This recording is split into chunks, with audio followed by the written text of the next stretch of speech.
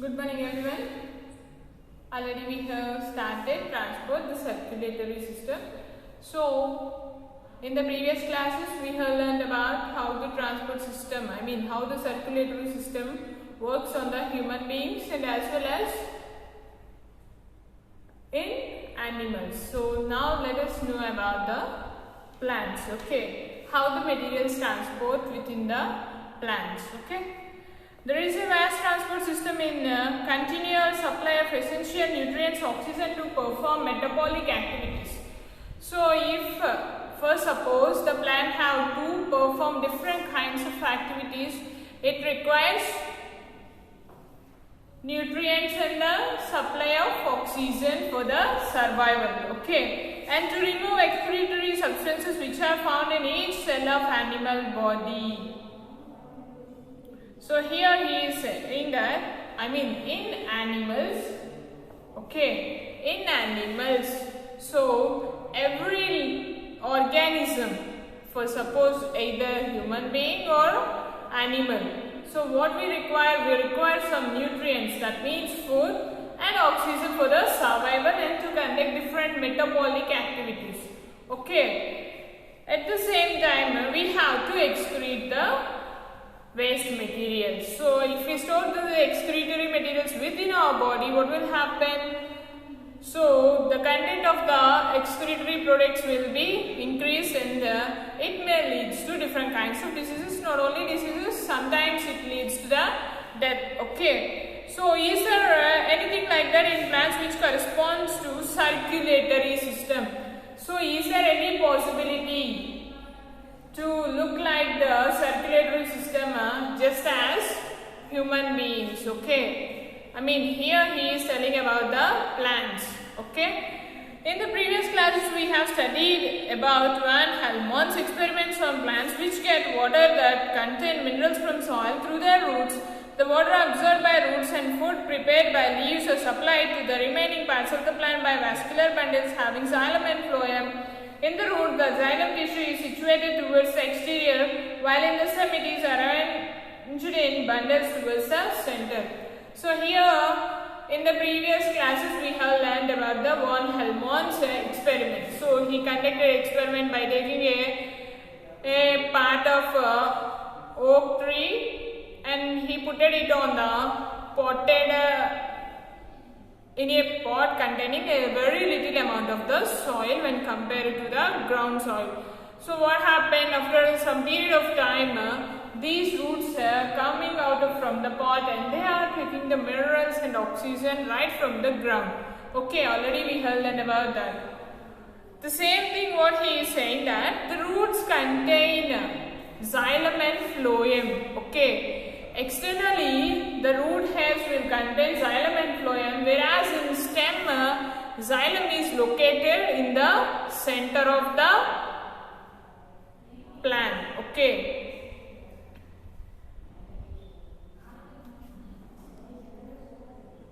So here he is also saying that the water absorbed by the root and food prepared by leaves are supplied to the remaining parts of the plant.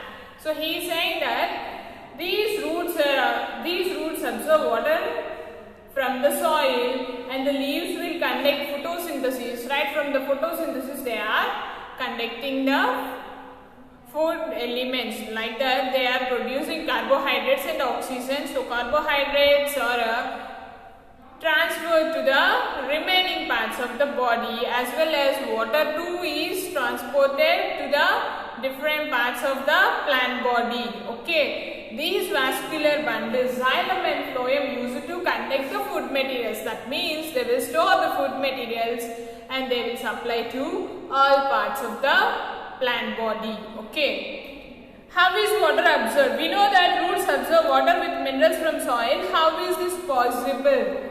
So roots are absorbing water from the soil through osmosis.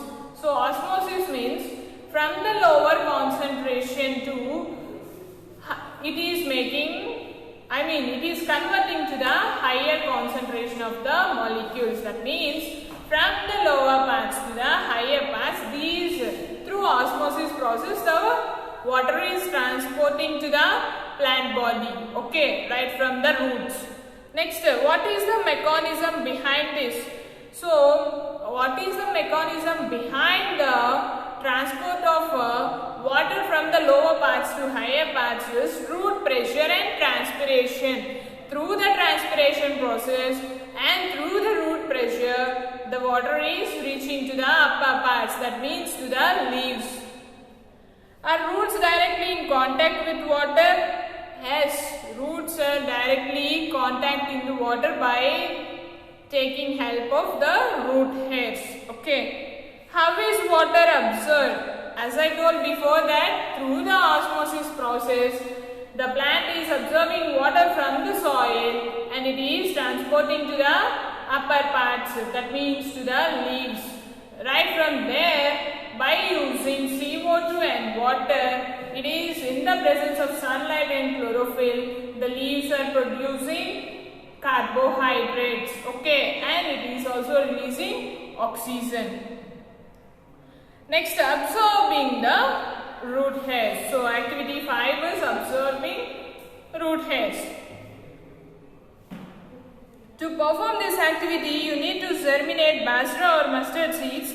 Examine some mustard seedlings which have been grown on wet filter paper. Observe the mass of the fine threads coming from the seed by hand lengths.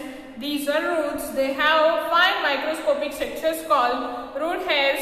These are root hairs through which water enters the plant. Gently squash a portion of the root hair between slide and cover slip in the drop of water and examine under a microscope. Now the thinness of the walls of root hair, it is not completely understood how the water enters the root hairs and passes inwards from cell to cell until it gets into the xylem vessels. But there is no doubt that osmosis plays an important role. So here he is asking to do an activity by taking basra seeds or mustard seeds. Okay, he places the mustard seeds on the filter paper. So wet filter paper, not dried one. So he soaked the filter paper on water for a while, and later on he places the mustard seeds, and within a period of time roots are coming out of that mustard seeds. That means here germination is taking place. So after that, what he told us was, he told us to take the root hairs, okay, just to examine the root hairs. So after taking that root hairs, and he is very carefully placing it on the microscopic slide, and after that he sprinkled a drop of water onto the root hairs, and later he has covered that with a cover slip, and he is telling us to see under the microscope, and later on he is telling us to observe how the water passes within the cells from one cell to other cell, and how it is going to reach us to the xylem vessels, and later on he is also telling that through the osmosis process only this root hair is transporting water to the other parts of the plant body. Okay. Every living cell acts as an osmotic system. The cytoplasmic or cytoplasm lining of the cell wall acts as a semi-permeable membrane. Observe the following figure. Notice how the roots penetrate into soil. You will find that the root hairs grow out into the spaces between the soil particles, and that the hairs are surrounded by moisture. Here he is saying that every living cell acts as a osmotic system. That means from one cell to another cell, from lower concentration to higher concentration of the cells, one cell is transporting materials to the other cell. The cytoplasmic lining of the cell wall acts as the semi-permeable membrane. Here the cytoplasm acts as the semi-permeable membrane. So here he is telling that to observe the figure clearly, you will find that the root hairs grow out into the space between the soil particles and that the hairs are surrounded by moisture. So normally when we observe or when we pluck a plant, what will happen? So in between the root hairs we will see soil particles. Okay, we will see the same roots at a particular point. No, we can notice that in in between the soil particles. Okay, because why these root hairs are spreading like that was just to take the water from the soil and make the root hairs to be moist every time. Okay, without any moisture, if the root hairs are dry, what will happen? It may lead to death, or after a period of time the entire plant will be dried. Okay. The soil water is an extremely dilute solution of salts. So what he is saying that soil water is extremely, it consists of a very dilute amount of salts. Okay. Soil water concentration is more dilute than that of the cells sap in the root hair. So soil water concentration is more dilute than the water present on the cell sap. Okay. Therefore, water will pass into the vacuole of the root hair by osmosis. Through the osmosis process, the water is transported to the vacuole. Recall the process of osmosis that you have learned in the chapter moving of substances through plasma membrane in class 9. The entry of water dilutes the content of the root hair vacuole so that it becomes more dilute than its neighboring cell. What he is saying that the entry of water dilutes the content of the water present in the root hair vacuole when compared to the neighboring cell. That means when we compare it to the two cells, so if the cells are appear as side by side, what we can say, it is the neighboring cell of this is the neighboring cell of this.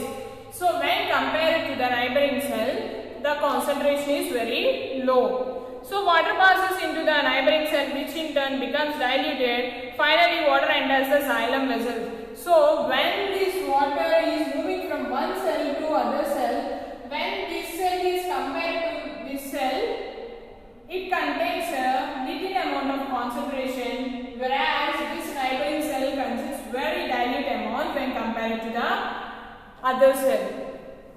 And finally, so one by one, so like this, the water is, so here the water concentration was about pH of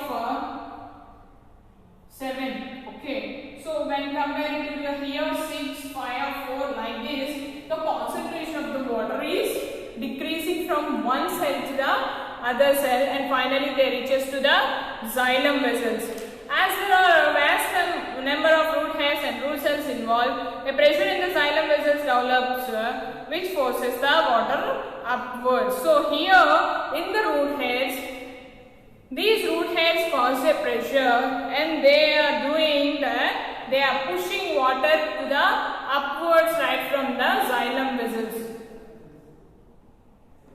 Root pressure is not the main cause of the movement of water in xylem, but it is certainly one of the factors. The other factors are also there. You will learn about those reasons in higher classes in detail. So root pressure is not only the main cause, it is one of the factors to move water to the upper parts of the plant body, and remaining factors you will learn in the higher classes. Okay.